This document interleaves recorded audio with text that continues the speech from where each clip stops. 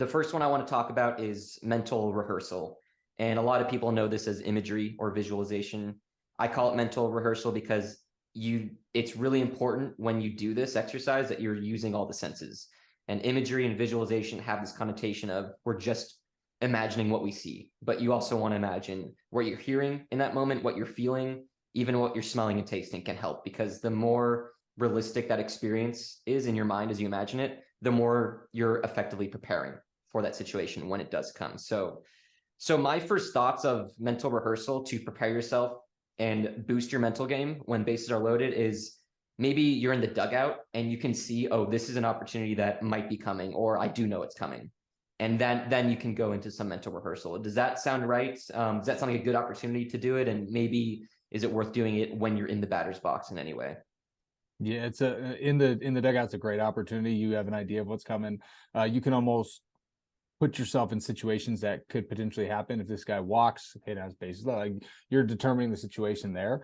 On deck is a great opportunity because you're there, and so you start getting a feel. Hey, 3-2 count, runners on first and second, 1 out. Okay, well, if he walks, now it's bases juiced. I'm up there with 1 out. That thought process is different than if it's first and second, 2 outs because that guy just struck out. So in those situations, it's kind of seeing your plan, seeing what you're going to get. The biggest part with that, though, Gabe, and I've had the thought of like, what did I think about on deck? What was I thinking Yeah. about in the box sometimes? It's like I'm seeing myself hitting the pitches that I'm watching right in front of me. Like I'm watching this dude throw, and he's throwing this, this, and this, whatever he's throwing. Well, I'm going to envision myself seeing that, right? I'm going to get a feel of how they're pitching different pitcher or different hitters on my team. Like, what is his go-to pitch? What looks like it's good on that day or not? Because you can do all the analytics you want, but there's still a human component to this. And Yeah. so, yes, he might have a really good curveball, but not today in elevation. In elevation, that thing ain't spinning like it does at sea level. So if you're in Mm-hmm. Nevada versus in San Diego State, that's a different curveball, right? And so I've got to know these things going into the game, and a lot of us don't even think about those things. So for me, it's okay, what's his go-to pitch? What does the situation look like? I'm going to see myself getting the job done and attacking what I want to swing at.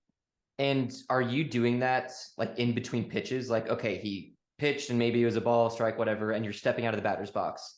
Are you taking that moment of like, okay, let me close my eyes and do just a really quick mental rehearsal of this next pitch?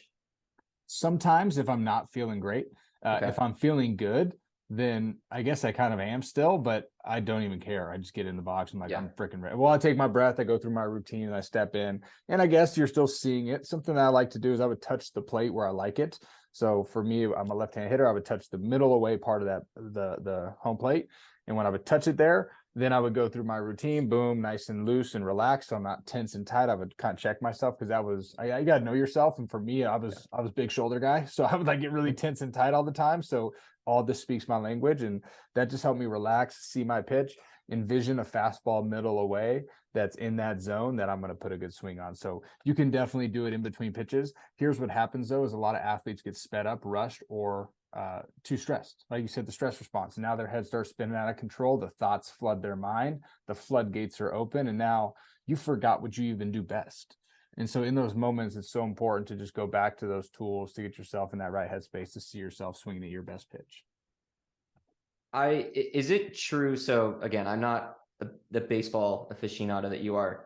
Is there enough time to do this mental rehearsal when you're at bat, or is this a really a much better tool for the dugout when you have that space and time to do this exercise?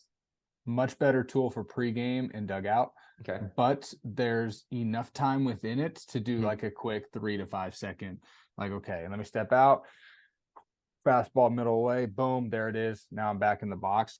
A lot of people are complaining about well, we've even gotten a lot of crazy TikTok comments and stuff like, you can't do it with the pitch clock and blah, blah, blah. You got to Yeah. get in the box. Like, okay, I get you. I hear you. But guess what?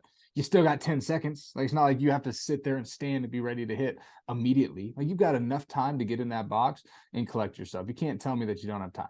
Like that is just a complete lie, and it's unfortunate. But for us, it's like, man, you still have a little bit of time. But I would prefer. I tell my athletes, hey, in the dugout's a great opportunity. If I'm a Mhm. pitcher, like in between innings, when I'm sitting in the dugout and I'm just collecting myself, you see two of the Astros pitchers, both Latin dudes. They started working with a sports psychologist in the Dominican Republic, and it's changed both of their careers. They're disgusting. They're so good. But they go in the box. They do their breathing. They're either meditating or mental rehearsal. Either one, right? They do both, and so For them, that just gets them back to home base. As a hitter in between innings, I can do that. Before the game, ideally, I'm doing some of that, whether I'm in the clubhouse or if I'm a high school player in the outfield or in the dugout, even before the game starts, just to get my head thinking the right thoughts, right, and seeing what I'm supposed to be seeing. And then in the game, if you need it, like you can do it on deck or even in the box for a brief stint. But at that point, it's like, what do I want to swing at? What's my approach? What's the situation? Let me lock into my pitch, my zone, and trust everything that I've done before this to prepare me for success.